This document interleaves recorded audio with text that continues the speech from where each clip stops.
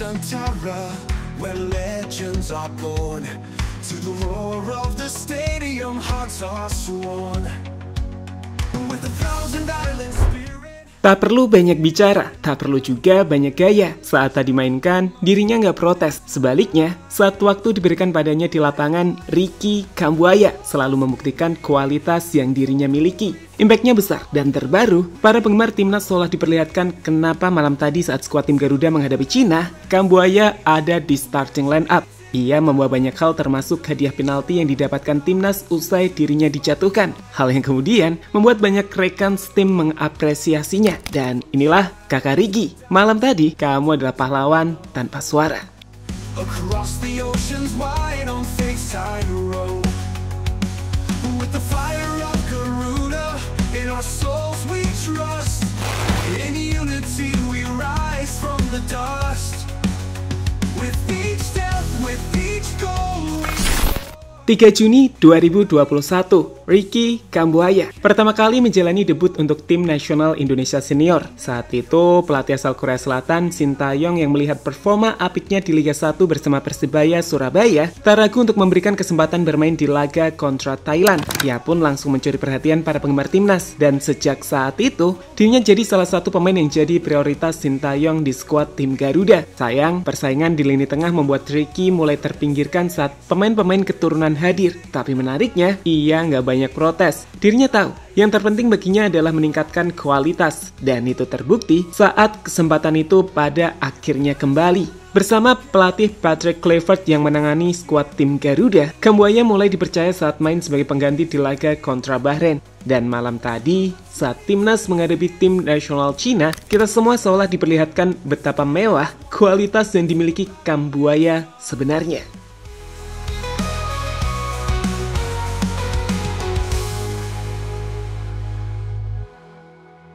With each step, with each goal we score.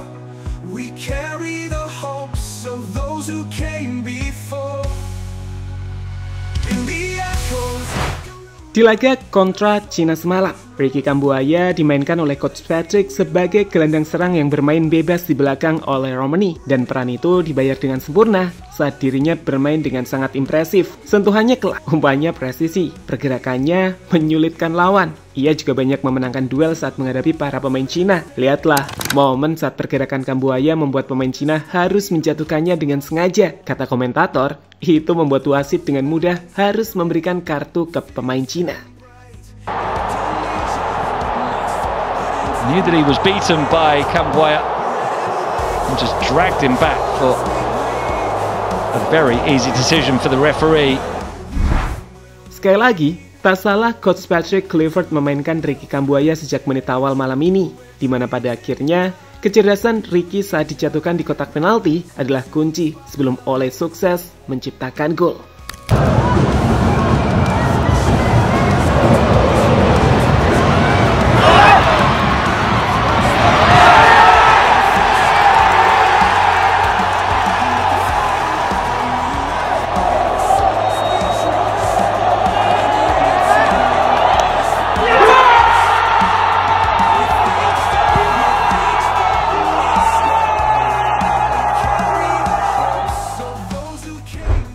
Di laga kontra Cina tersebut, Ricky Kambuaya mungkin bukan man of the match, tapi bagi sebagian orang, ia adalah pahlawan yang luar biasa. Dalam 83 menit di lapangan, akurasi passingnya mencapai 86%, padahal ia selalu mendapatkan pressing ketat tiap mendapatkan bola.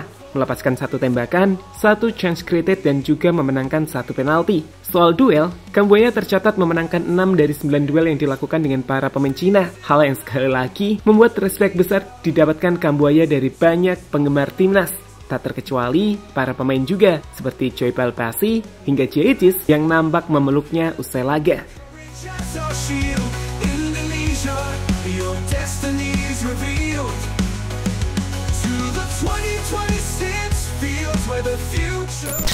Pemain-pemain terbaik Liga 1 menunjukkan kualitasnya. Patrick Kluivert layak mendapatkan apresiasi. Keberaniannya memainkan 4 pemain Liga 1 di posisi starting line up kontra Cina terbukti berhasil. Jadi saat Indonesia meraih kemenangan 1-0 atas Cina, 4 pemain yang berkompetisi di Liga 1 langsung dimainkan Patrick sebagai starter. Mulai dari Rizky Ridho, Kambuaya, Yaakob Sayuri, dan juga Egy Maulana Fikri. Untuk Kambuaya, seperti udah kita jelaskan tadi, ia tampil dominan dengan kemampuan distribusi bola yang baik dan pergerakan tanpa bola yang cerdas. Sedangkan Egy Maulana Fikri menunjukkan kematangan yang luar biasa. Umpan 1-2-nya dengan Ole dan para pemain timnas lain mengesankan. Dan meski tak menciptakan gol, kontribusinya dalam menciptakan ruang dan peluang bagi rekan tim sangat penting dalam strategi serangan timnas Indonesia. Yaakob, dia tampil solid di posisi bek kanan. Sedangkan Rizky Ridho tampil sebagai Ridho biasanya yang membuat para penyerang Cina tak berkutik.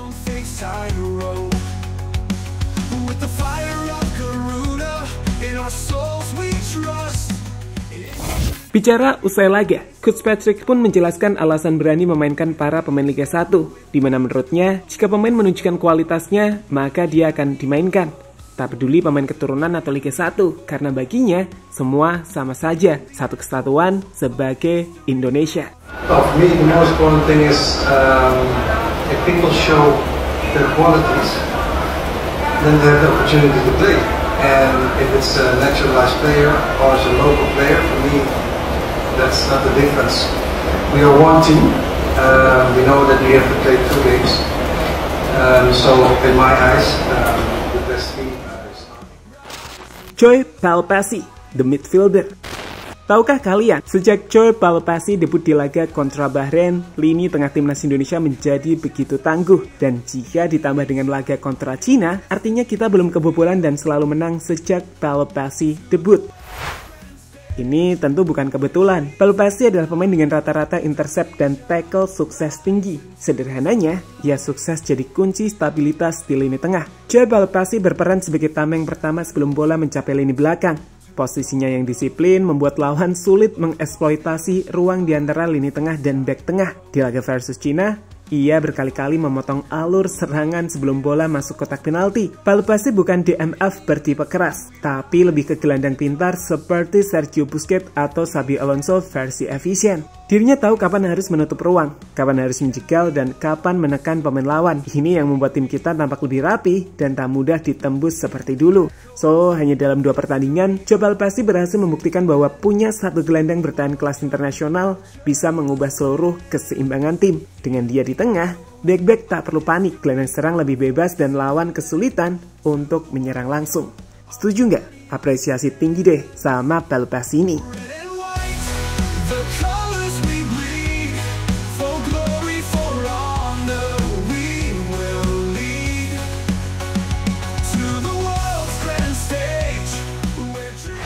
Sekarang, dengan kemenangan kontra Cina semalam, timnas Indonesia resmi melaju ke putaran keempat kualifikasi Piala Dunia 2026 zona Asia. Kepastian lolos tim Garuda sendiri tak terlepas dari laga lain, di mana Bahrain kalah atas Arab 0-2 di kandang sendiri.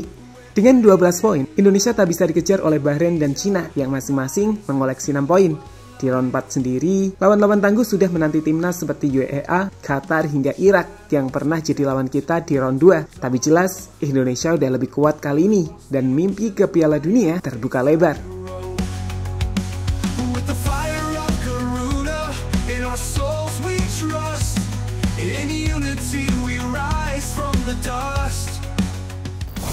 Pada akhirnya, di tengah sorotan pada bintang-bintang diaspora, malam tadi kita kembali diingatkan, jiwa timnas itu tak lahir dari hype, tapi dari kerja senyap dan bukti nyata di lapangan. Rizky Kambuaya tidak berteriak minta panggung, ia tidak mencari kamera, ia hanya menunggu, dan ketika kesempatan datang, ia berbicara lewat kaki dan keberanian. Sentuhannya presisi, gerakannya menembus garis pertahanan, dan yang terpenting, ia bermain untuk tim bukan untuk ego. Sampai akhirnya, satu tackle terhadapnya di kotak penalti jadi kunci kemenangan tim Garuda. Di sisi lain, Joy Palpasi hadir seperti potongan teka-teki yang lama hilang dari timnas. Dalam 2 laga bersama tim Garuda, kita belum kebobolan. Bukan karena keberuntungan, tapi karena sekarang Indonesia punya poros pertahanan yang cerdas dan tenang. Palpasi tak hanya mengubah struktur lini tengah, ia mengubah mentalitas seluruh tim. Dan ketika ia memeluk Kambuaya dan berkata, "Tersenyumlah kakak, kamu lawan," itu bukan basa-basi. Itu pengakuan dari pemain Eropa untuk pejuang lokal. Jelas, malam tadi para pemain Liga 1 membalas kepercayaan Coach Patrick dengan bukti bahwa tak peduli dari mana kamu berasal, jika kamu berseragam merah putih, kamu semua sama pentingnya. Ini bukan akhir, dan ini awal dari sejarah yang sedang kita tulis bersama.